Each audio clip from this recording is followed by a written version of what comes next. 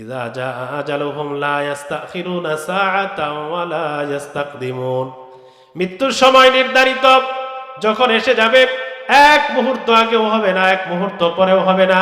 এ মুসলমান, মিথ্যা কথা বলার আগে আপনার চিন্তা করা দরকার, আমি এই মুহূর্তে মিথ্যা বললে তো রহমতের ফেরেশতাগুলো চলে যাবে, আর ফেরেশতাগুলো যদি চলে যাওয়ার মুহূর্তটাই মালাকুল মউত আমার সামনে দাঁড়িয়ে যায় আমার জানটাকে কবজ করে। হাদিসে প্রমাণিত আছে, মালাকুল মউত মানুষের জানটা কবজ করার পরে আত্মাটা মালাকুল মউত নিজের হাতে রাখে না, জান কবজ করার সঙ্গে সঙ্গে অন্য ফেরেশতাদের হাতে তুলে দেয়। জান্নাতি আত্মা হলে রহমতের ফেরেশতার হাতে তুলে দেয়, জাহান্নামী আত্মা হলে গজবের ফেরেশতার হাতে তুলে দেয়। কিন্তু আমি যখন মিথ্যা বললাম, আমার মিথ্যা বলার কারণে রহমতের ফেরেশতাগুলো আমার কাছ থেকে 1 মাইল দূরে সরিয়ে দিলাম।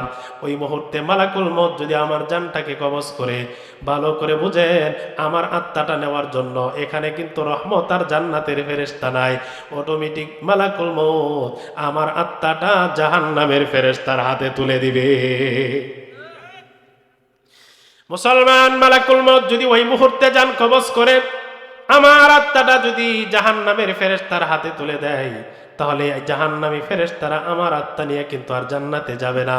সারা জীবন নামাজ পড়ার পরেও এই একটা মিথ্যার কারণে হতে পারে আমার আত্মারা জাহান্নামী হয়ে যাবে। 2 নাম্বার, নবীজি বলেন উকুকুল ওয়ালিদাইন, কোন সন্তান মা বাবার অবাধ্য হওয়া, সন্তান মা বাবার কথা না শোনা কবিরা গুনার মধ্যে 2 নাম্বার বড় গুনাহ। বলেন তো, সন্তান মা বাবার অবাধ্য হওয়া আমাদের সমাজে আছে না নাই? অনেক সন্তান এমন আছে, মা বাবা যদি বলে ডান দিকে যায়, সন্তান চলে বাম দিকে, বলেন আছে না নাই? শুধু আছে না, দিন দিনের সংখ্যা বাড়তেই আছে, ঠিক কিনা বলেন?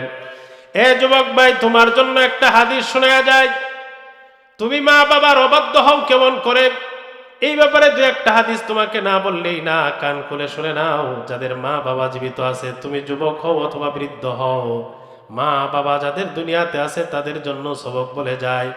আল্লাহর নবী মুসনাদে আহমদ নামক কিতাবের হাদিসে, লম্বা হাদিসের এক অংশ বলেন, সাহাবী মুআজ ইবনে জাবাল রাদিয়াল্লাহু তাআলা আনহুর বর্ণনা। মুআজ ইবনে জাবাল রাদিয়াল্লাহু তাআলা আনহু বলেন, আওসানি রাসূলুল্লাহ সাল্লাল্লাহু আলাইহি ওয়াসাল্লাম বিআশারি কালিমাত। হযরত মুআজ বলেন, আল্লাহর নবী আমাকে 10টা উপদেশ দিলেন। বলেন কয়টা? 1 নাম্বার, নবীজি বলেন, মুআজ লা তুশরিক বিল্লাহ, হে মুআজ, আল্লাহর সঙ্গে শরীক করবা না, শিরকের গুনাহ কখনোই করবা না। ওয়া ইন কুতিলতা, যদিও তোমাকে হত্যা করা হয়, আও হুররিকতা, অথবা তোমাকে যদি আগুনে জ্বালিয়ে দেওয়া হয়, তুমি অগ্নিকুণ্ডে ঝাঁপ দিয়ে জীবন দিয়ে দিও, তথাপি আল্লাহর সাথে শরীক করবা না। 2 নাম্বার, নবীজি বলেন, ওয়ালা তাউক্কান্না ওয়ালিদাইক, হে মুআজ, জীবনে কোনোদিন মা বাবার অবাধ্য হইবা না, মা বাবার কথা কখনো অমান্য করবা না। ওয়াইন আমারাকা আন তাখরুজা মিন আহলিকা ওয়া মালিকা, তোমার মা বাবা যদি তোমাকে ঘর থেকে বের হয়ে যাইতে বলে, সম্পদ থেকে যদি বের হয়ে যাইতে বলে, তোমার মা বাবা যদি তোমাকে ঘাড় ধাক্কা দিয়ে বাড়ি থেকে বের করে দেয়, তোমার মা বাবা যদি 1 ইঞ্চি পরিমাণ সম্পদ তোমাকে না দেয়, না দিতে পারে, কিন্তু তোমার মা বাবা সম্মান তোমার কাছে যথার্থই, তুমি সন্তান হয়ে তারপরেও কোনোদিন মা বাবার চোখে চোখ রেখে কথা বলবা না। আমি আপনাদের খেদমতে পবিত্র কুরআনুল কারীমিন সূরাতুল কফ এর 18 নম্বর আয়াতখানা তেলাওয়াত করেছি। মহানবী মুহাম্মদুর রাসূলুল্লাহ সাল্লাল্লাহু আলাইহি ওয়াসাল্লামের মুখ নিঃসৃত অসংখ্য বাণীর মধ্য থেকে সহিহ বুখারী শরীফে বর্ণিত 10 নম্বর হাদিসখানা তেলাওয়াত করেছি। আমার তেলাওয়াতকৃত আয়াত এবং হাদিসকে সামনে রেখে অতি সংক্ষেপে অল্প সময়ের মধ্যে কিছু কথা আরজ করার আশা রাখি। ওমা তৌফিক ইল্লা বিল্লাহ। সম্মানিত সুধী, আমার তিলাওয়াতকৃত আয়াতে আল্লাহ রাব্বুল ইজ্জত ওয়াল জালাল বলেন, মা ইয়ালফিজু মিন কওলিন ইল্লা লাদাইহি রাকীবুন আতীদ। মানুষ মুখ দিয়া যা উচ্চারণ করে, যা বলে, তার মুখে উচ্চারিত প্রত্যেকটা কথা, প্রত্যেকটা আওয়াজকে রেকর্ড করার জন্য তার নিকটে আল্লাহর পক্ষ থেকে ফেরেশতা নিযুক্ত করা আছে। আমার আপনার প্রত্যেকের পাশে আল্লাহর পক্ষ থেকে ফেরেশতা নিয়োজিত। আমি আপনি এই মুখ দিয়া যা বলি, যা বের করি, সত্য বলি, অসত্য বলি, ভালো মন্দি মন্দ বলি, আস্তে বলি, জোরে বলি, কারো পক্ষে বলি বা বিপক্ষে বলি, আল্লাহর নির্দেশ অনুযায়ী বলি বা আল্লাহর অসন্তুষ্টিমূলক কথা বলি, যা কিছু বলি, সঙ্গে সঙ্গে আমার আপনার কথা এই ফেরেশতাদের খাতায় রেকর্ড হয়ে যায়। কি পরিমাণ রেকর্ড ফেরেশতারা করতে পারে! হাসরের ময়দানে যখন মানুষ উঠবে, তখন ফেরেশতাদের এই রেকর্ড খাতা যখন মানুষের সামনে খুলে দেওয়া হবে, মানুষেরা তখন বলবে, মা লিহাদাল কিতাব লা ইউগাদিরু সাগীরাতাও ওয়ালা কাবীরাতান ইল্লা আহসাহা। এ কি আশ্চর্যের কিতাব! এতে কোনো কিছুই তো বাদ পড়ে নাই, ছোট বড় সব কিছু রেকর্ড হয়ে গেছে। সেদিন মানুষেরা বলবে, কত গোপনে কথা বলছিলাম, কত গোপনে একটা কাজ করেছিলাম, কেউ জানতো না দুনিয়াতে, সেটাও দিকে এই খাতায় রেকর্ড হয়ে আছে।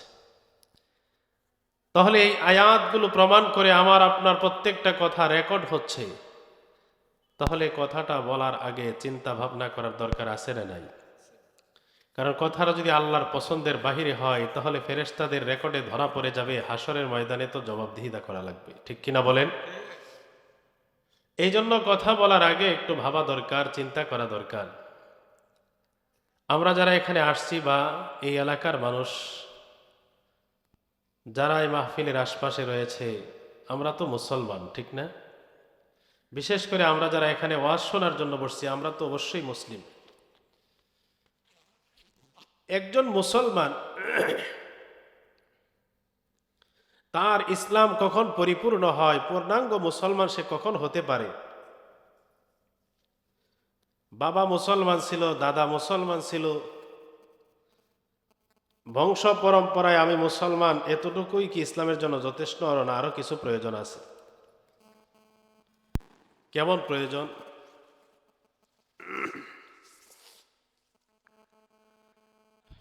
আমি যে হাদিস খানা আপনাদের সামনে তেলাওয়াত করেছি, আমার তেলাওয়াতকৃত হাদিসে রাসূল সাল্লাল্লাহু আলাইহি সাল্লাম একজন খাঁটি মুসলমানের পরিচয় তুলে ধরেছেন। একজন খাঁটি মুসলমানের বৈশিষ্ট্য কি হবে, মুসলমান কেমন হবে, তার দুইটা বৈশিষ্ট্য রাসূলুল্লাহ সাল্লাল্লাহু আলাইহি সাল্লাম হাদিসে তুলে ধরেছেন।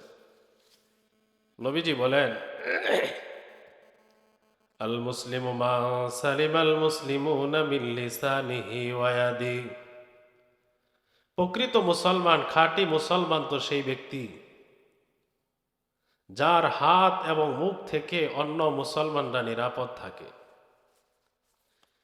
যে মুসলমান হাত দিয়েও কাউকে কষ্ট দেয় না, মুখের ভাষা ব্যবহার করেও কাউকে কষ্ট দেয় না, সে হলো খাঁটি মুসলমান। মুখ দিয়া কষ্ট দেওয়ার অর্থ কি? এই মুখ দিয়া যদি আপনি কাউকে গালি দেন, কষ্ট পাবে কি পাবে না?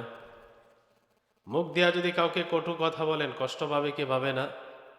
এই মুখ দিয়া যদি মিথ্যা কথা বলেন আরেকজনের বিরুদ্ধে, কষ্ট পাবে কি পাবে না?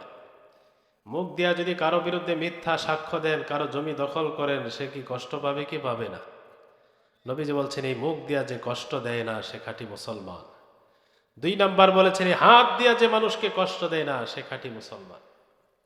তো খাঁটি মুসলমান হতে হলে মুখ দিয়াও কারো আঘাত দেওয়া যাবে না, হাত ব্যবহার করেও কাউকে কষ্ট দেওয়া।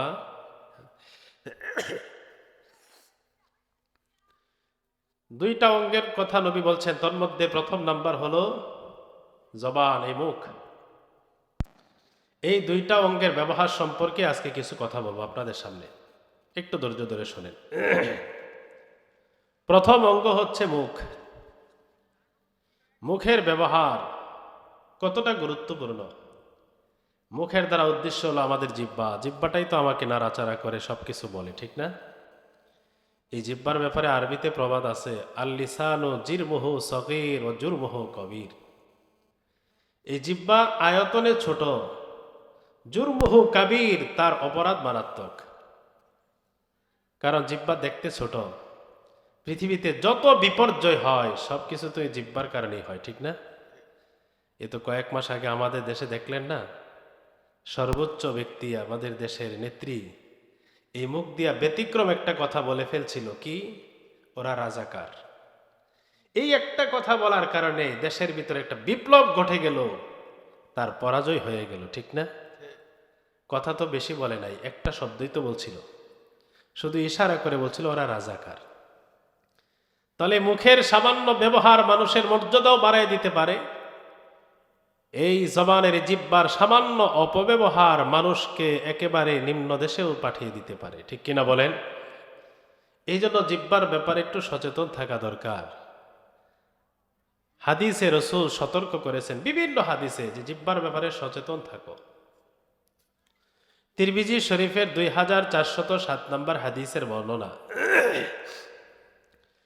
عن أبي سعيد الخدري رضي الله تعالى عنه قال قال رسول الله صلى الله عليه وسلم নবীজির সাহাবী আবু সাঈদ খুদরি রাদিয়াল্লাহু তাআলা আনহুর বর্ণনা, রাসূলুল্লাহ সাল্লাল্লাহু আলাইহি ওয়াসাল্লাম বলেন, ইযা আসবাহা ইবনু আদম ফাইন্নাল আযা কুল্লাহা তুকাফিরুল লিসান।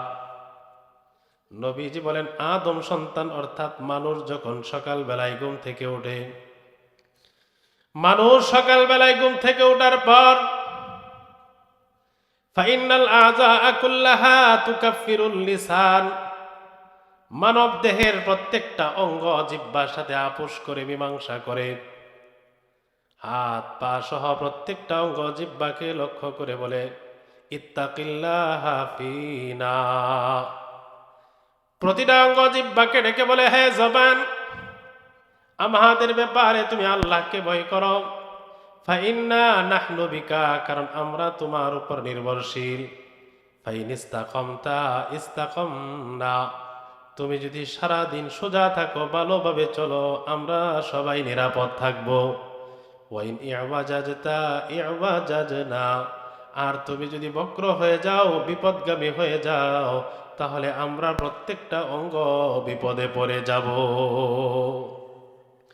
সকালবেলায় ঘুম থেকে ওঠার পর হাত পা সহ প্রত্যেকটা অঙ্গ জিহ্বাকে তাদের ভাষায় বলে, আমরা বুঝি না, তাদের ভাষায় বলতে থাকে, হে জিহ্বা সাবধান, আল্লাহকে ভয় করো, উল্টাপাল্টা করবা না। তুমি যদি ভালো হও তাহলে আমরা নিরাপদ থাকবো, তুমি যদি খারাপ হয়ে যাও তাহলে আমরা বিপদে পড়ে যাব। কিভাবে বিপদে পড়ে? সকালবেলায় ঘুম থেকে ওঠার পর বাড়ি থেকে বের হয়েই একজনের সাথে দেখা হলো, একটু তর্ক লাগলো, এই জিহ্বা দিয়ে আপনি উল্টাপাল্টা একটা বলে দিলেন, এরপরে মারামারি ঝগড়া শুরু হইল। মায়ের যখন শুরু হয়, মায়ের পিঠ কি জিহ্বায় পড়ে না মাথায় আর পিঠে পড়ে? অন্য অন্য অঙ্গের উপর পড়ে। জিহ্বা তো 32টা দারোগার বেষ্টনীর ভিতরে চলে যায়, ঠিক কিনা বলেন? তার তো সিকিউরিটি খুব মারাত্মক। এই জন্য প্রত্যেকটা অঙ্গ জিহ্বাকে বলে, সাবধান, তুমি উল্টাপাল্টা করো না, আল্লাহকে ভয় করো, ভালোভাবে চলো, আমাদেরকে বিপদে ফেলবা না। তিরমিজি শরীফের 2410 নম্বর হাদিসের বর্ণনা, আন সুফিয়ান ইবনে আব্দুল্লাহ আস-সাকাফি রাদিয়াল্লাহু তাআলা আনহু قال, নবীজির সাহাবী সুফিয়ান ইবনে আব্দুল্লাহ আস-সাকাফি রাদিয়াল্লাহু তাআলা আনহু বলেন, কুলতু লিন-নবী সাল্লাল্লাহু আলাইহি ওয়াসাল্লাম মা আখওয়াফু মা তাখাফু আলাইয়া। সুফিয়ান বলে, আমি আল্লাহর নবীকে বললাম, ইয়া রাসূলুল্লাহ, আমার ব্যাপারে আপনি কোন অঙ্গটাকে সবচেয়ে ভয় পান, কোন বিষয়টা আমার জন্য সবচেয়ে ক্ষতিকারক? এ কথা বলার পর আখাযা রাসূলুল্লাহ সাল্লাল্লাহু আলাইহি ওয়াসাল্লাম বিলিসানি নাফসি, নবীজি নিজ হাতে জিহ্বাটাকে টেনে ধরলেন, ওয়া ক্বালা হাযা, আর বললেন, সুফিয়ান, তোমার এই জিহ্বাটাকে আমি সবচেয়ে বেশি ভয় পাই, তোমার এই জিহ্বাটাকে সবচেয়ে বেশি ভয় পাই। আমার ভয় হয় তোমার এই জিহ্বার কারণে তুমি বিপদে পড়ে যাও কিনা, ক্ষতিগ্রস্ত হয়ে যাও কিনা। তাহলে এই হাদিস থেকে আমরা বুঝতে পারলাম আমাদের জন্য এই জিহ্বা বড়ই মারাত্মক একটা অবস্থা। জিহ্বা যে কোনো সময় আমাকে আপনাকে বিপদে ফেলে দিতে পারে।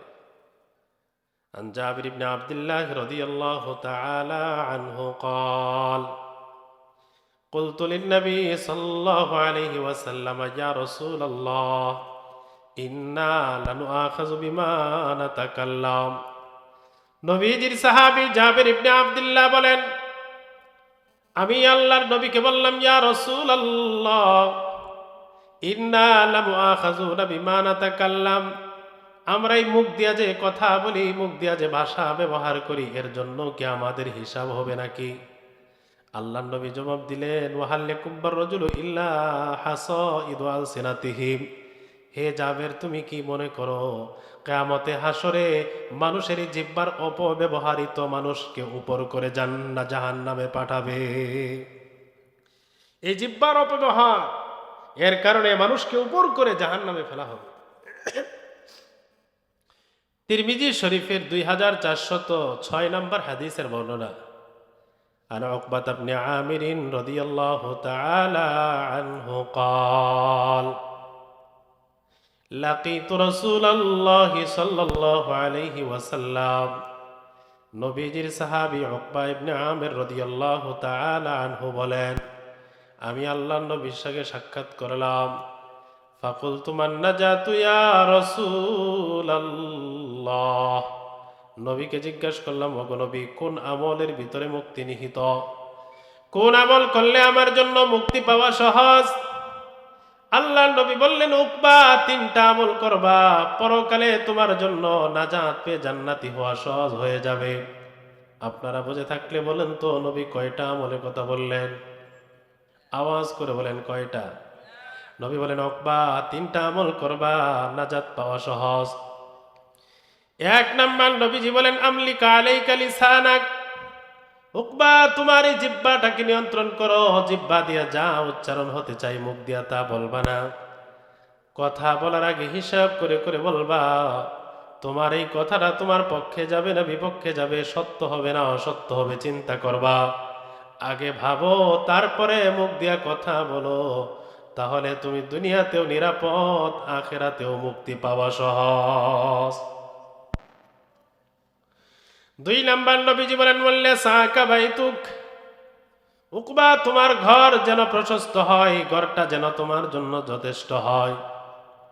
এ কথার অর্থ হলো, উকবা, ঘরের ভিতরে সময় বেশি দিবা, সুযোগ পাইলেই কালিদাস বাজারে আড্ডা দেওয়ার জন্য চলে যাইবা না।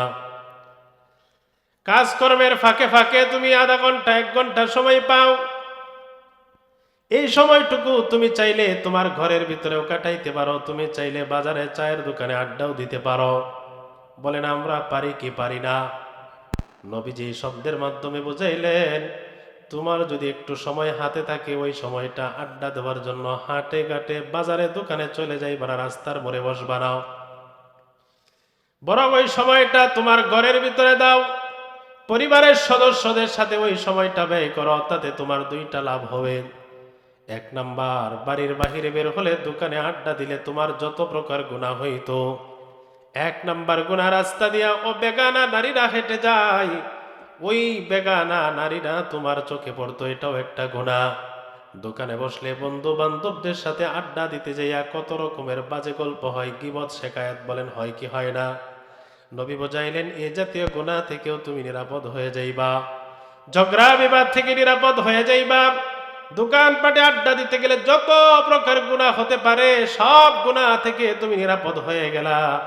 2 নাম্বার ফায়দা হলো, তুমি পরিবারের প্রধান হয়ে যদি ঘরের ভিতরে সময় বেশি দাও, তাহলে তোমার সন্তানাদি বিপদগামী হওয়ার সম্ভাবনা কমে যায়।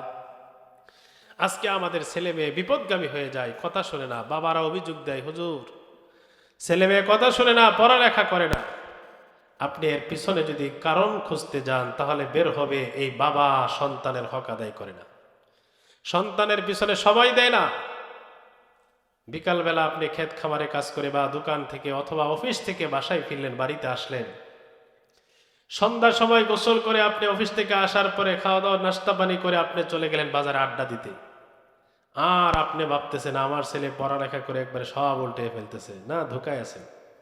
আপনি যদি সন্ধ্যার পরে ঘরে বসে যাইতেন, এই বাচ্চারা সবাই পড়তে বসো, কি বলেন, বাবা যদি বৈশা যায়, ছেলে মেয়ে বসতে বাধ্য হবে না? ছেলে মেয়েকে বাজে জায়গায় আড্ডা দেওয়ার চিন্তা করতে পারবে? কিন্তু মুসলমান আমাদের মাঝে এই জায়গায় অবহেলা, পরিবারের প্রধান আমি, সন্তানের বাবা হওয়া সত্ত্বেও আমি ঘরের ভিতরে বসতে রাজি না। আমি সুযোগ পাইলে আড্ডা দেওয়ার জন্য চায়ের দোকানে চলে যাই। এ মুসলমান, ভালোভাবে মনে রাখবেন, আপনি যদি সুযোগ পাইলে চায়ের দোকানে কালিদাস বাজারে চলে যান আড্ডা দেওয়ার জন্য, নিশ্চিত থাকেন আপনার সন্তান টাঙ্গাইল সিনেমা হলে চলে যাবে। এই জন্য নবীজি হযরত উকবাকে বলেন, উকবা, তোমার ঘর যেন প্রশস্ত হয়, তোমার জন্য যথেষ্ট হয়, ঘরের ভিতরে সময় বেশি দিবা, বাহিরে আড্ডা দিবা না। 3 নাম্বার নবীজি বলেন, ওয়াবকি আলা খতিয়াতিক। উকবা, যখনই তোমার দ্বারা কোনো অন্যায় হয়ে যাবে, গুনাহ হয়ে যাবে, তুমি বুঝতে পারবে গুনাহ হয়ে গেছে, বুঝে আসা সঙ্গে সঙ্গে চোখের পানি ছেড়ে আল্লাহর কাছে ক্ষমা চেয়ে নিবে। এই 3টা কাজ যদি নিয়মিত ঠিক মতো করতে পারো, মরণের সঙ্গে সঙ্গে তুমি আল্লাহর জান্নাতের মেহমান হয়ে যাইবা। তাহলে হাদিসে 3টা আমল বললেন। 1 নাম্বার এই জবান নিয়ন্ত্রণ, 2 নাম্বার ঘরে বেশি সময় দেওয়া, 3 নাম্বার গুনাহ হয়ে গেলে ক্ষমা চাইবো আমরা কার কাছে বলে। তাহলে 1 নাম্বার এই জবানের হেফাজত। এই কয়টা হাদিস থেকে মোটামুটি জবানের হেফাজতের গুরুত্বটা বুঝে আসে না? জবান যদি কারো ঠিক না হয়, মুখের ব্যবহার যদি সঠিক না হয়, তাহলে ওই ব্যক্তি খাঁটি ইমানদারি হতে পারে না। আর তারগিব ও তারহিব নামক কিতাবে 3880 নম্বর হাদিসের বর্ণনা। قال رسول الله صلى الله عليه وسلم لا يستقيم إيمان عبد حتى يستقيم قلبه।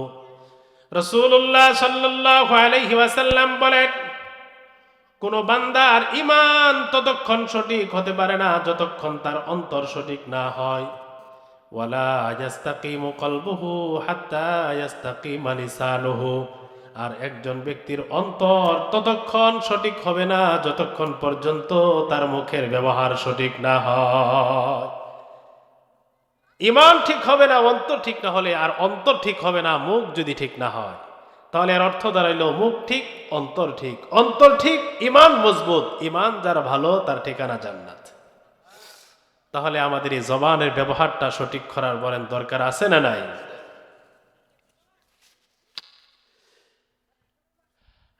দুনিয়ার মানুষ এই জবান দিয়া যত প্রকারের গুনাহ করে, অনেক গুনাহ আছে। এই মুখ ব্যবহার করে মানুষ মানুষকে কটু কথা বলে কষ্ট দেয়, মানুষ মানুষের বিরুদ্ধে সাক্ষী দিয়ে কষ্ট দেয়, মানুষ মানুষের দুশ্চর্চা করে, গীবত শেকায়েত করে, করে কি করে না বলেন? এগুলো সব বড় বড় গুনাহ। তবে এই মুখ দিয়া মানুষ একটা ছোট্ট গুনাহ করে, আসলে গুনাহটা ছোট না, বড়। আমাদের দৃষ্টিতে মনে হয় এটা ছোট গুনাহ, আমরা এটাকে অনেক সময় গুনাহ মনে করি না, অহরহ আমরা করতেছি, অথচ এটা কত ভয়াবহ মারাত্মক গুনাহ ভাবি না। এমন একটা ছোট্ট গুনার কথা কি বলবো? হ্যাঁ, এই মুখ ব্যবহার করে মিথ্যা কথা বলা, এই অভ্যাস আমাদের মাঝে বলেন আছে না নাই? অনেকে হয়তো ভালো মানুষ থাকতে পারেন যে হুজুর না আমি মিথ্যা বলি না, কিন্তু আমি হাদিস থেকে প্রমাণ দিব, তখন আপনার আয়নাতেও ধরা পড়বে যে আমিও তো মিথ্যা বলি।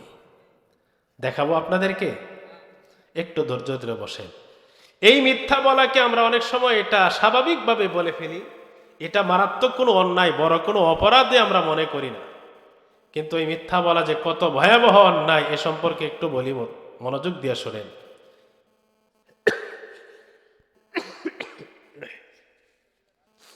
মিথ্যা বলা কত ভয়ঙ্কর অপরাধ। 1 নাম্বার কথা এই ব্যাপারে, মিথ্যা কথা বলা কবিরা গুনাহ। বলেন মিথ্যা কথা বলা। দলিল বুখারী শরীফের হাদিস। قال رسول الله صلى الله عليه وسلم ألا أخبركم بأكبر الكبائر। রাসূলুল্লাহ সাল্লাল্লাহু আলাইহি ওয়াসাল্লাম সাহাবীদেরকে বললেন, হে আমার সাহাবীরা, বড় বড় গুনাহগুলো কি আমি তোমাদেরকে বলবো নাকি? সাহাবীরা জবাব দিলেন, বালা ইয়া রাসূলুল্লাহ, হ্যাঁ নবী, বড় বড় গুনাহগুলা কি আমাদেরকে বলে দেন, জানিয়ে দেন। এবার আল্লাহর নবী কবিরা গুনাহগুলোর তালিকা পেশ করতে শুরু করলেন। 1 নাম্বার নবীজি বললেন, গুনার জগতে সবচেয়ে বড় গুনাহ হলো আল ইশরাকু বিল্লাহ, আমার আল্লাহর সঙ্গে শিরিক করা। গুনার জগতে সবচেয়ে বড় গুনাহ হলো আল্লাহর সঙ্গে শিরিক করা। দুই নাম্বার নবীজি বলেন উকুকুল ওয়ালিদাইন, কোন সন্তান মা বাবার অবাধ্য হওয়া, সন্তান মা বাবার কথা না শোনা কবিরা গুনার মধ্যে 2 নাম্বার বড় গুনাহ। বলেন তো সন্তান মা বাবার অবাধ্য হওয়া আমাদের সমাজে আছে না নাই? অনেক সন্তান এমন আছে মা বাবা যদি বলে ডান দিকে যায় সন্তান চলে বাম দিকে, বলেন আছে না নাই? শুধু আছে না, দিন দিনের সংখ্যা বাড়তেই আছে, ঠিক কিনা বলেন? এ যুবক ভাই, তোমার জন্য একটা হাদিস শোনা যায়। তুমি মা বাবার অবাধ্য হও কেমন করে, এই ব্যাপারে 2-1টা হাদিস তোমাকে না বললেই না, কান খুলে শুনে নাও। যাদের মা বাবা জীবিত আছে, তুমি যুবক হও অথবা বৃদ্ধ হও, মা বাবা যাদের দুনিয়াতে আছে তাদের জন্য সবক বলে যায়। আল্লাহর নবী মুসনাদে আহমদ নামক কিতাবের হাদিসে লম্বা হাদিসের এক অংশ বলেন, সাহাবী মুআজ ইবনে জাবাল রাদিয়াল্লাহু তাআলা আনহুর বর্ণনা। মুআজ ইবনে জাবাল রাদিয়াল্লাহু তাআলা আনহু বলেন, আওসানি রাসূলুল্লাহ সাল্লাল্লাহু আলাইহি ওয়াসাল্লাম বিআশারি কালিমাত।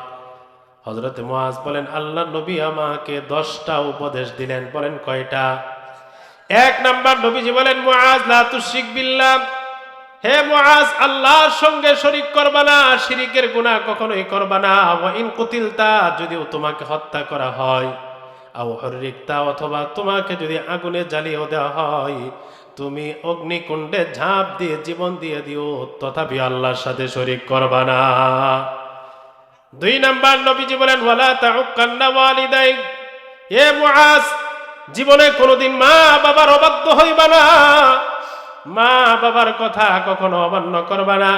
ওয়াইন আমারাকা আন তাখরুজা মিন আহলিকা ওয়া মালিকা, তোমার মা বাবা যদি তোমাকে ঘর থেকে বের হয়ে যাইতে বলে, সম্পদ থেকে যদি বের হয়ে যাইতে বলে, তোমার মা বাবা যদি তোমাকে ঘাড় ধাক্কা দিয়ে বাড়ি থেকে বের করে দেয়, তোমার মা বাবা যদি 1 ইঞ্চি পরিমাণ সম্পদ তোমাকে না দেয়, না দিতে পারে, কিন্তু তোমার মা বাবা সম্মান তোমার কাছে যথার্থই, তুমি সন্তান হয়ে তারপরেও কোনোদিন মা বাবার চোখে চোখ রেখে কথা বলবা না। একজন মা বাবার মর্যাদা এমন, মা বাবা যদি মুসলমান হয় তো মান্য করবাই, এমনকি আমার আল্লাহ বলছে তোমার মা বাবা যদি বেঈমান কাফের হয়, ওই কাফের মা বাবাও যদি দুনিয়ার কোনো বিষয়ে তোমাকে অর্ডার করে, তাহলে ওই অর্ডার মানাও তোমার জন্য ফরজ। আমার আল্লাহ কোরআনে বলে, ওয়াসাহিবুহুমা ফিদ দুনিয়া মারুফা, মা বাবা যদি দুনিয়াবি কোনো বিষয়ে কথা বলেন, ওই কথা যদি আমার আল্লাহর রাসূলের বিরুদ্ধে না হয়, তাহলে তুমি সন্তান হিসাবে তোমার কাফের মা বাবার কথা মানতেও তুমি বাধ্য। এই মর্মে আরেকখানা হাদিস আপনাদেরকে শোনা যায়, আত-তারগীব ওয়াত তারহিব নামক কিতাবে 3855 নম্বর হাদিসের বর্ণনা। আন আবি হুরায়রা রাদিয়াল্লাহু তাআলা আনহু قال قال رسول الله সাল্লাল্লাহু আলাইহি ওয়াসাল্লাম, নবীজির সাহাবী আবু হুরায়রা রাদিয়াল্লাহু তাআলা আনহুর বর্ণনা, রাসূলুল্লাহ সাল্লাল্লাহু আলাইহি ওয়াসাল্লাম বলেন, আরবাউন হাক্কুন আলাল্লাহি আল্লা ইউদখিলাহুমুল জান্নাহ, নবীজি বলেন 4 শ্রেণীর মানুষ আছে যাদেরকে জান্নাতে না দেওয়া আমার আল্লাহর হক। বলেন কয় শ্রেণীর মানুষ? ওয়ালা ইউযিকুহুম নাঈমাহা, যেই 4 শ্রেণীর মানুষকে জান্নাতের নিয়ামত আমার আল্লাহ ভোগ করতে দিবেন না, এমন 4 শ্রেণীর মানুষের ব্যাপারে আল্লাহর নবী বলেন, 1 নাম্বার মুদমিনুল খামার, যেই ব্যক্তি নেশা করে বা নেশাজাত দ্রব্য তৈরি করে, পান করে, সেবন করে অথবা সরবরাহ করে, বেচা বিক্রি করে, নবীজি বলেন যারা যেইভাবে নেশার সাথে জড়িত হবে এমন ব্যক্তিদেরকে জান্নাতে না দেওয়া আমার আল্লাহর হক হয়ে যায় না, আউযুবিল্লাহ। 2 নাম্বার নবীজি বলেন আকিলুর রিবা, যারা সুদ খায়, সুদের কারবার করে, সুদের লেনদেন করে, সুদের সাথে জড়িত ব্যক্তিদেরকে জান্নাতে না দেওয়া আমার আল্লাহর হক হয়ে যায়। 3 নাম্বার নবীজি বলেন ওয়া আকিলু মালুল ইয়াতীম, যারা ইয়েতিমের সম্পদ ঘুরে পেঁচায়া লুটে পুটে খেয়ে ফেলে, ইয়েতিমের সম্পদ ভক্ষণকারীকে জান্নাতে না দেওয়া আমার আল্লাহর হক হয়ে যায়। 4 নাম্বার নবীজি বলেন ওয়ালা আকুলি ওয়ালিদাই, যে সন্তান মা বাবার অবাধ্য হয়ে যায়, যে সন্তান মা বাবার কথা শোনে না, মা বাবার আনুগত্য করে না, মা বাবার অবাধ্য সন্তানকে জান্নাতে না দেওয়াও আমার আল্লাহর হক হয়ে যায়। নবী স্পষ্ট বললেন, এই সন্তানকে জান্নাতে না দেওয়া আমার আল্লাহর হক, এই সন্তানকে আল্লাহ জান্নাতে দিবে। তাহলে মা বাবার গুরুত্ব আছে না নাই? কোত্থেকে আসছিলাম? নবীজি বুখারীর হাদিস বলতেছেন কবিরা গুনাহগুলা কি কি? 1 নম্বরে বলছেন আল্লাহর সাথে শিরিক করা, 2 নম্বর কবিরা গুনাহ মা বাবার অবাধ্যতা করা, এখান থেকে গেলাম। 3 নম্বর গুনার ব্যাপারে হাদিসের বর্ণনাকারী সাহাবী বলেন ওয়া কানা মুত্তাকিয়ান ফাজালাসা, আল্লাহর নবী ওই বুখারীর হাদিসটা বলার সময় হেলান দিয়ে বসা ছিলেন। 2টা কবিরা গুনার কথা বলার পর আল্লাহর নবী হেলান ছেড়ে দিয়ে সোজা হয়ে গেলেন। এবার সোজা বসার পর নবী বলছেন আলা ওয়া কাউলুজ জুর, হে আমার সাহাবীরা শুনে রাখো, কবিরা গুনার জগতে 3 নম্বরের তালিকার কবিরা গুনাহ হলো কাউলুজ জুর, মিথ্যা কথা বলা। বড় বড় গুনার তালিকায় 3 নম্বরের গুনাহ হচ্ছে মিথ্যা কথা বলা। শুধু নবী একবার বলে নাই, সাহাবী বলেন ফামা জালা ইউকাররিরুহা, আল্লাহর নবী কথাটা বারবার বলতেছে, বারবার। মিথ্যা কথা বলা কবিরা গুনাহ, মিথ্যা কথা বলা কবিরা গুনাহ, আল্লাহর নবী বারবার বলছেন, বারবার বলছেন। সাহাবীরা বলে এত পরিমাণ আল্লাহর নবী বলতেছিলেন, আমরা মনে মনে বলছিলাম লাইতাহু সাকাতা, নবী তো বারবার বলার কারণে কষ্ট হচ্ছে, নবী যদি মুখ বন্ধ করত নবীর জন্য ভালো ছিল। এত পরিমাণ বলতেছে লাইতাহু কাউলু জুর শাহাদাতু জুর, কাউলু জুর শাহাদাতু জুর, নবী বারবার বলতেছে মিথ্যা কথা বলা, মিথ্যা সাক্ষ্য দেওয়া বড় গুনাহ, জঘন্য গুনাহ। তাহলে এই হাদিস থেকে আমরা মিথ্যার 1 নম্বর কুফল পাইলাম, মিথ্যা হচ্ছে গুনার জগতের বড় গুনাহ। 2 নম্বর, মিথ্যা কথা বলা মুনাফিকের লক্ষণ। বলেন কিসের লক্ষণ? মুনাফিক চিনেন আপনারা? মুনাফিকের সহজ পরিচয় হলো যেটা আবু জেহেলের চাইতেও খারাপ। কার চেয়ে খারাপ? কারণ আমরা তো আবু জেহেলকে চিনি সবচেয়ে খারাপ বলে, কিন্তু মুনাফিক আবু জেহেলের চাইতেও খারাপ। দলিল আল্লাহ কোরআনে বলছে ইন্নাল মুনাফিকিনা ফিদ দারকিল আসফালি মিনান নার, মুনাফিকরা জাহান্নামের সবচেয়ে তলদেশে গভীর জায়গায়, কঠিন সাজার জায়গায় থাকবে। যে শাস্তি আবু জেহেলের হবে না, ফেরাউনের হবে না, সেই শাস্তি হবে মুনাফিকের। এই মুনাফিক চিনার যত লক্ষণ নবীজি বয়ান করেছেন, তার মধ্যে একটা লক্ষণ হলো যে মিথ্যা কথা বলে সে মুনাফিক। বলেন না নাউযুবিল্লাহ। বুখারী শরীফের হাদিস 33 নম্বর হাদিসের বর্ণনা, ক্বালা রাসূলুল্লাহ সাল্লাল্লাহু আলাইহি ওয়াসাল্লাম আয়াতুল মুনাফিকি সালাস, রাসূলুল্লাহ সাল্লাল্লাহু আলাইহি ওয়াসাল্লাম বলেন মুনাফিকের লক্ষণ 3টি।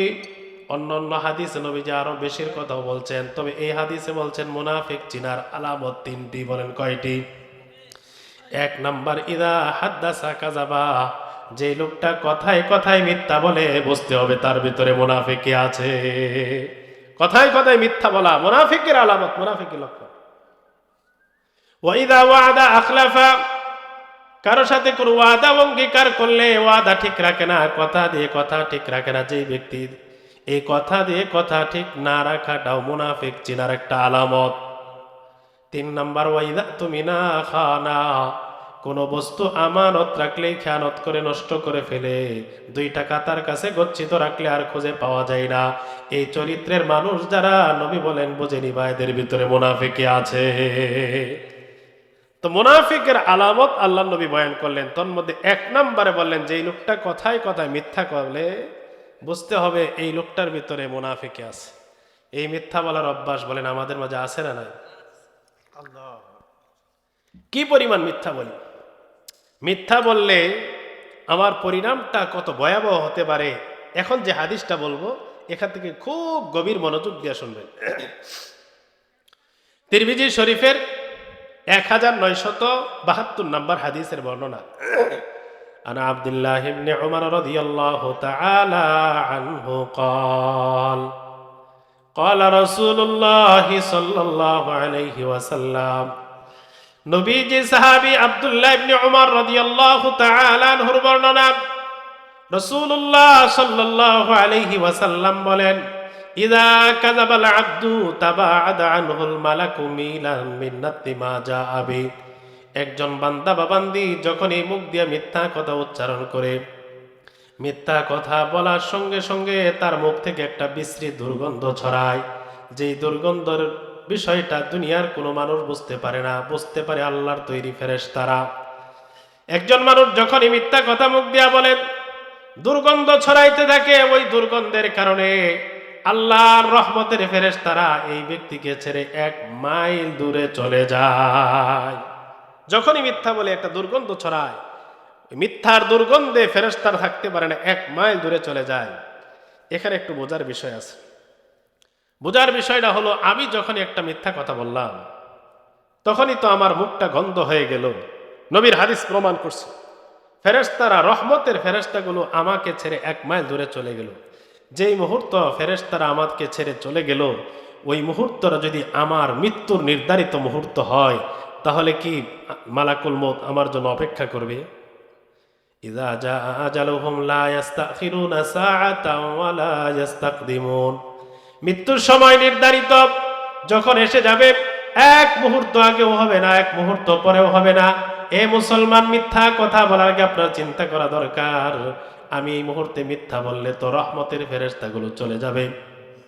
আর ফেরেশতাগুলো যদি চলে যাওয়ার মুহূর্তটাই মালাকুল মউত আমার সামনে দাঁড়িয়ে যায়, আমার জানটাকে কবজ করে। হাদিসে প্রমাণিত আছে, মালাকুল মউত মানুষের জানটা কবজ করার পরে আত্মাটা মালাকুল মউত নিজের হাতে রাখে না। জান কবজ করার সঙ্গে সঙ্গে অন্য ফেরেশতাদের হাতে তুলে দেয়। জান্নাতি আত্মা হলে রহমতের ফেরেশতার হাতে তুলে দেয়, জাহান্নামী আত্মা হলে গজবের ফেরেশতার হাতে তুলে দেয়। কিন্তু আমি যখন মিথ্যা বললাম, আমার মিথ্যা বলার কারণে রহমতের ফেরেশতাগুলো আমার কাছ থেকে 1 মাইল দূরে সরিয়ে দিলাম। ওই মুহূর্তে মালাকুল মউত যদি আমার জানটাকে কবজ করে, ভালো করে বুঝেন, আমার আত্মাটা নেওয়ার জন্য এখানে কিন্তু রহমত আর জান্নাতের ফেরেশতা নাই। অটোমেটিক মালাকুল মউত আমার আত্মাটা জাহান্নামের ফেরেশতার হাতে তুলে দিবে। মুসলমান, মালাকুল মউত যদি ওই মুহূর্তে জান কবজ করে, আমার আত্মাটা যদি জাহান্নামের ফেরেশতার হাতে তুলে দেয়, তাহলে জাহান্নামী ফেরেশতারা আমার আত্মা নিয়ে কিন্তু আর জান্নাতে যাবে না। সারা জীবন নামাজ পড়ার পরেও এই একটা মিথ্যার কারণে হতে পারে আমার আত্মারা জাহান্নামী হয়ে যাবে। এই জন্য মুসলমান, কথা বলার আগে এটা চিন্তা করেন। মিথ্যা কথা যখন বলতে ইচ্ছা হয় তখনই ভাবেন, না না, মিথ্যা বলা যাবে না, কারণ এই মুহূর্তে মিথ্যা বললে যদি আমার মরণ হয় তাহলে তো আমি জাহান্নামী হয়ে যাব। এই কথাটা চিন্তা করার বলেন দরকার আছে না নাই? মুসলমান, শুধু মিথ্যা না, যত কবিরা গুনাহ আছে। আরেকটু কঠিন হাদিস, মুসলিম শরীফের হাদিস শুনে যান। ক্বালা রাসূলুল্লাহ সাল্লাল্লাহু আলাইহি ওয়াসাল্লাম, লা ইয়াজনি যানি হিনা ইয়াজনি ওয়া হুয়া মুমিন। একজন জিনাকার যখন জিনার ভিতরে লিপ্ত হয়ে যায়, বলেন আপনারা, জিনা করা কি কবিরা গুনাহ না সগীরা গুনাহ?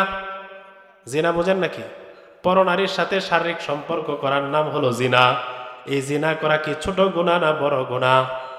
নবীজি বলেন, কোন জিনাকার যখন অন্য একটা নারীর সাথে জিনায় লিপ্ত হয়ে যায়, ওই মুহূর্তে সে আর ইমানদার থাকে না, তার ভিতরে ইমান থাকে না।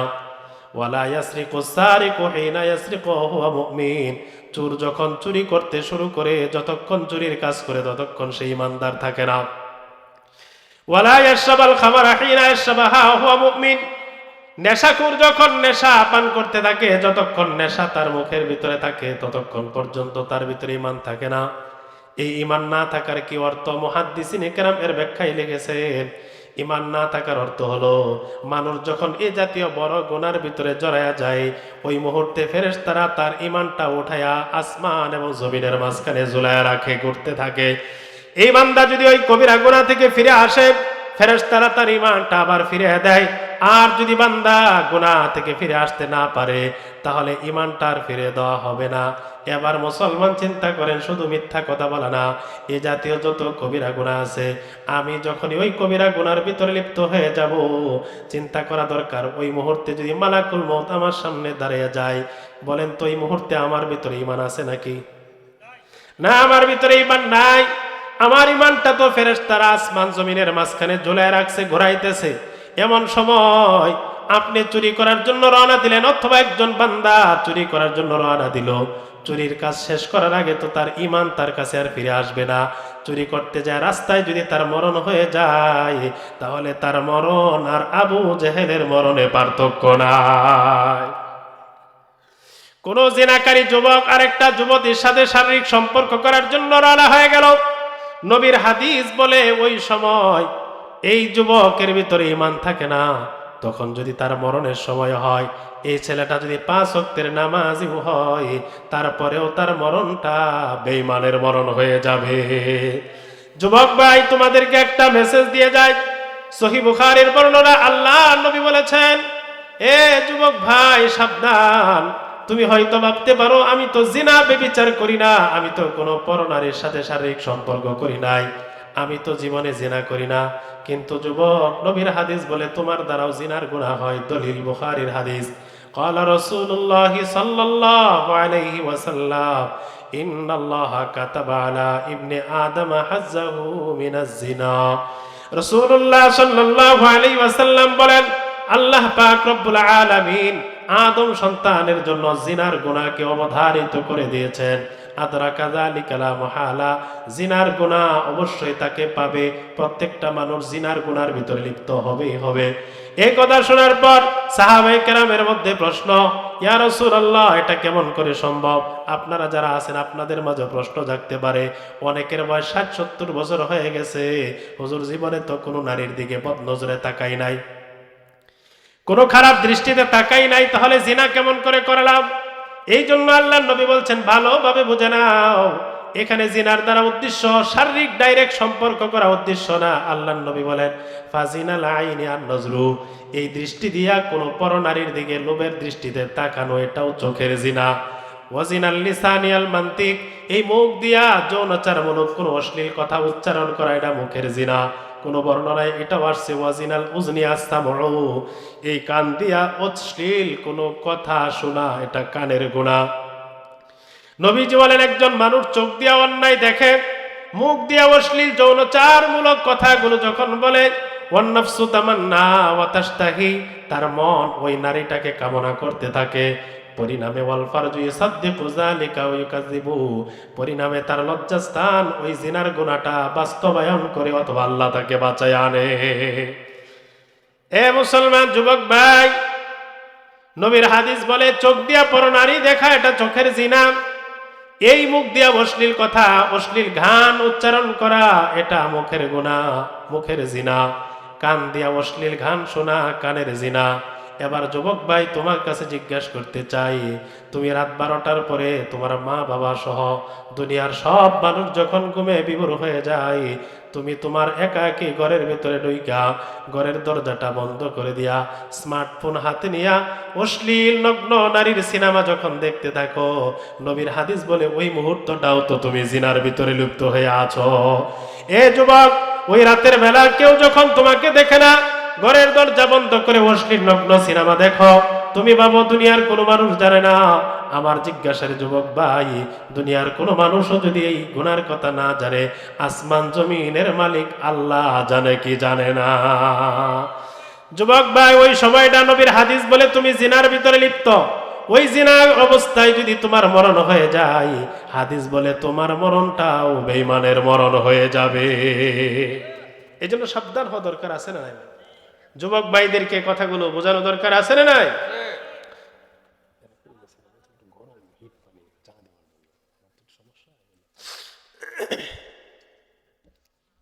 তো বলছিলাম, আমার মূল সাবজেক্ট হলো জবানের ব্যবহার। তো মুখ দিয়া কথা বললে মিথ্যা কথা মানুষ বলে, বলে কি বলে না? মিথ্যা কথার পরিণাম, মিথ্যা বললে মুখের ভিতরে দুর্গন্ধ সৃষ্টি হয়, রহমতের ফেরেশতারা দূরে চলে যায়, পরিণামে আমার মরণটা বেঈমানের মরণও হয়ে যাইতে। দুনিয়াতে যারা মিথ্যা কথা বলে, কথা চালাচালি করে, এর কাছে একটা বলে, আরেকজনের কাছে আরেকটা বলে, আরেকজনের কাছে আরেক রকম বলে, এই চরিত্রে মানুষ আছে না? মিশকাতুল মাসাবিহের 4842 নম্বর হাদিসের বর্ণনা, ক্বালা রাসূলুল্লাহ সাল্লাল্লাহু আলাইহি ওয়াসাল্লাম, মান কানা যা ওয়াজহাইনি ফিদ দুনিয়া, নবীজি বলেন, দুনিয়াতে যে ব্যক্তি দ্বিমুখী আচরণ করবে, মুখ দিয়া একাধিক রকমের কথা বলবে, একজনের সাথে একরকম বলবে, আরেকজনের সাথে আরেক রকম। আপনারা বলেন, দুইজনের সাথে যদি দুই রকম বলে, দুইটাই কি সত্য হবে না একটা মিথ্যা? এর অর্থ হলো নবী বোঝাইতে চান, দুনিয়াতে যে মানুষটা দ্বিমুখী কথা বলবে, মানে মিথ্যা কথা বলবে, কান লাহু ইয়াউমাল কিয়ামাতি লিসানুম মিনান নার, কিয়ামতে হাশরের ময়দানে আমার আল্লাহ এই ব্যক্তির গোশতের জিহ্বাটা কেটে ফেলে দিয়ে একটা আগুনের জিহ্বা লাগায়া দিবে। দুনিয়াতে যারা মিথ্যা বলবে আল্লাহ তাআলা তাদের এই গোশতের জিহ্বা কেটে ফেলে দিয়ে তাদের মুখের ভিতরে আগুনের জিহ্বা ফিট করে দিবে। খুব মজা হবে তো। আগুনের জিহ্বা হলে মজা হবে না সাজা? এখন আপনারা বলবেন হুজুর আমরা তো মিথ্যা বলি না, এবার আমরা কি ধরনের মিথ্যা বলতে পারি এর কয়েকটা উদাহরণ দিব। এক নাম্বার, অনেক সময় আমরা বন্ধু বান্ধব কয়েকজন বসে আছে, আমি আসলাম, আইসা উল্টাপাল্টা একটা কিছু বলি যে সবাই একটু হাসুক, একটু মজা দিই। একটু মজা দেওয়ার জন্য, হাসানোর জন্য মিথ্যা বলি না অনেক সময়? এটা কি কেউ অন্যায় মনে করে? আমি বলছি আমি অন্যায় মনে করি না, যাদের সামনে বলছি তারাও এটাকে অনেক সময় এটা হেসে খেলে উড়াইয়া দেয়, এটা অন্যায় মনে করে না। হয় কি হয় না বলেন? অথচ এই যে হাসানোর জন্য একটা মিথ্যা বললাম, অথবা আমি বক্তা আর শ্রোতাদেরকে একটু আনন্দ দেওয়ার জন্য হাসানোর জন্য একটা মিথ্যা ঘটনা বানায়া বললাম, এভাবে যারা মিথ্যা বলে তাদের পরিণাম কি জানেন? হাদিস থেকে শুনে নেন, মিশকাতুল মাসাবিহের 4931 নম্বর হাদিসের বর্ণনা। قال رسول الله صلى الله عليه وسلم إن الرجل لا يقول الكلمة لا يقولها إلا ليضحك به الناس। রাসূলুল্লাহ সাল্লাল্লাহু আলাইহি ওয়াসাল্লাম বলেন, মানুষ অনেক সময় এমন কথা বলে অন্য কোনো উদ্দেশ্য না, কেবলমাত্র উদ্দেশ্য হলো লিয়ুযহিকা বিহিন নাস, মানুষকে একটু হাসানো, আনন্দ দেওয়া, মজা দেওয়া। নবীজি বলেন, কেউ যদি শুধুমাত্র হাসানো আর বিনোদন দেওয়ার জন্য একটা মিথ্যা কথা বলে, ইয়াহউই বিহা আবআদা মিম্মা বাইনাস সামাই ওয়াল আরদ, মানুষকে একটু হাসানোর জন্য যদি কেউ একটা মিথ্যা কথা বলে, এই একটা মিথ্যা বলার কারণে এই ব্যক্তি আসমান এবং জমিনের মাঝে যত দূরত্ব, যত গভীর, জাহান্নামের এত গভীরে তার স্থান হয়ে যায়, জাহান্নামের এত গভীরের আসামি সে হয়ে যায়। এবার অনেক সময় আরেকটা সূরত দেখেন, আমরা অনেক সময় মিথ্যা কথা বলি কিন্তু ইচ্ছা করে না, পরিকল্পনা করে, কাউকে ধোঁকা দেওয়া, ঠকানো এই উদ্দেশ্য না, এমনি এমনি অসতর্কতাবশত, সচেতন হইলে মিথ্যাটা হইতো না, কিন্তু সচেতন না হওয়ার কারণে মিথ্যা কথা মুখ দিয়ে আমরা বলে ফেলি। এ জাতীয় মিথ্যা বলার অভ্যাস আছে না নাই বলেন? এ জাতীয় মিথ্যা যদি বলে তার পরিণামও কি শুনেন। বুখারী শরীফের বর্ণনা, ক্বালা রাসূলুল্লাহ সাল্লাল্লাহু আলাইহি ওয়াসাল্লাম ইন্নার রাজুলা লা ইয়াতাকাল্লামু বিল কালিমাতি মিন রিদওয়ানিল্লাহ লা ইউলকি লাহা বালা। নবীজি বলেন, মানুষ মাঝে মাঝে এমন কিছু কথা বলেন যেই কথাটা আল্লাহর সন্তুষ্টির কারণ হয়ে যায়, আল্লাহর পছন্দের কথা হয়ে যায়, লা ইউলকি লাহা বালান, অথচ বান্দা এই কথাটা বলার ইচ্ছা করে নাই, মন থেকে পরিকল্পনা করে বলে নাই, এমনি এমনি মুখ থেকে ভালো কথা এসে গেছে। আল্লাহর নবী বলেন, অনিচ্ছা সত্ত্বেও যদি একটা ভালো কথা আমার আল্লাহর পছন্দের কথা এই মুখ দিয়ে উচ্চারণ হয়ে যায়, ইয়ারফাউল্লাহু বিহা দারাজাত, এই একটা ভালো কথা অনিচ্ছা সত্ত্বেও মুখ দিয়ে বলার কারণে আমার আল্লাহ এই ব্যক্তির মর্যাদা এক গুণ উঁচু করে দেয়। ওয়া ইন্নার রাজুলা লা ইয়াতাকাল্লামু বিল কালিমাত মিন সাখাতিল্লাহ লা ইউলকি লাহা বালান, মাঝে মধ্যে মানুষ আল্লাহর রাগের কোনো কথা বলে ফেলে, যে কথাটা আমার আল্লাহর অসন্তুষ্টির কারণ হয়, এমন কথা মাঝে মধ্যে মানুষ মুখ দিয়ে উচ্চারণ করে ফেলে। মানুষ এই কথাটা ইচ্ছা করে পরিকল্পনা করে বলে নাই, কিন্তু অপরিকল্পনা সত্ত্বেও তার মুখ থেকে আল্লাহর অপছন্দের একটা কথা বের হয়ে গেল। এই একটা কথা মাত্র বের হওয়ার কারণে ইয়াহবি বিহা ফি নারি জাহান্নাম, অসতর্কতাবশত একটা মিথ্যা বলার কারণেও এই ব্যক্তির ঠিকানা হয়ে যাবে আল্লাহর জাহান্নাম। এবার আরেকটা সূরত বলেন, অনেক সময় আমরা মিথ্যা কথাই বলি, বলতেছি মিথ্যা আর মনে মনে ভাবতেছি আর এটা কথার কথা বললাম আর কি, এটা কি কোনো অন্যায়? এমনি বলতেছি আরে কথার কথা একটা বললাম, এরকম ভাবনা নিয়ে অনেক সময় আমরা মিথ্যা কথা বলি কি বলি না বলেন? এ জাতীয় মিথ্যা কথা বললে কি হবে?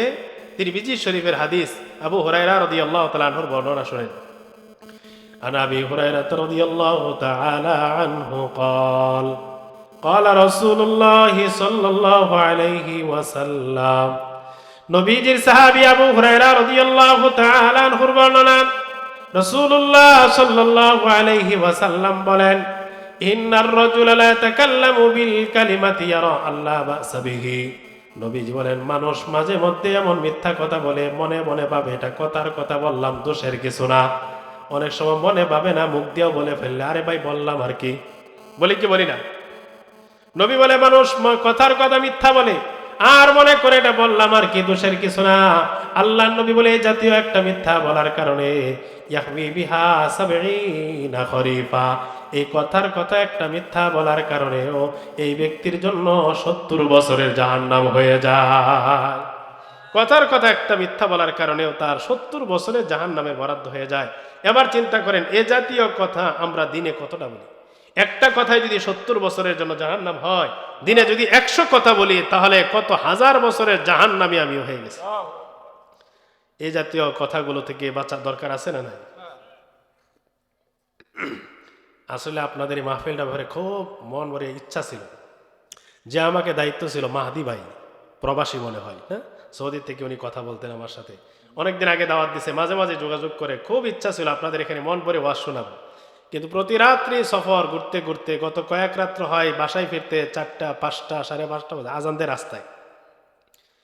তো ওই সীমান্ত এলাকায় কয়েকটা প্রোগ্রাম করায় গত কয়েকদিনে ঠান্ডা ধরে গেছে, গলা বসে গেছে। এখন কথা যা বলতেছি এটা খুব জোর দিয়া গলা দিয়ে আসতে চায় না।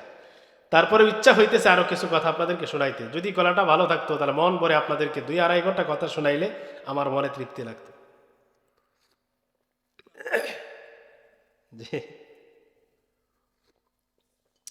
তো যে কথা বলছিলাম, আর কয়েক মিনিট ধৈর্য ধরেন, হুজুর এসে যাবে। তাহলে মিথ্যার এই কয়েকটা ধরন যে আমরা দেখলাম, এর ভিতরে কি বুঝলেন? আমরা এই জাতীয় মিথ্যা বলি না। এবার মিথ্যা বলার আরেকটা ধরন আপনাদেরকে শেখাই। আমরা অনেক সময় গরু ছাগল পালি যারা, কাছে আনার জন্য হাত বাড়ায় একটা আওয়াজ দেয়, কাছে আনার জন্য অনেক সময় দেই না? গরুকে ছাগলকে হাত লম্বা করে একটু আওয়াজ দিয়ে একটা সংকেত দেয়, কাছে আসে, এরপর ধরে ফেলে।